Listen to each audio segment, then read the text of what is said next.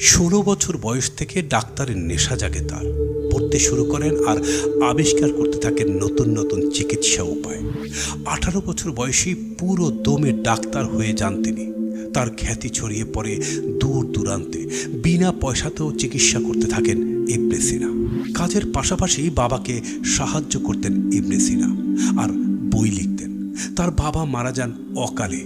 এদিকে সামানিদ সাম্রাজ্যের আয়ু শেষ হয়ে আসে। গজনীর সুলতান মাহমুদের প্রস্তাব প্রত্যাখ্যান করে তিনি উত্তর দিকে রওনা দেন।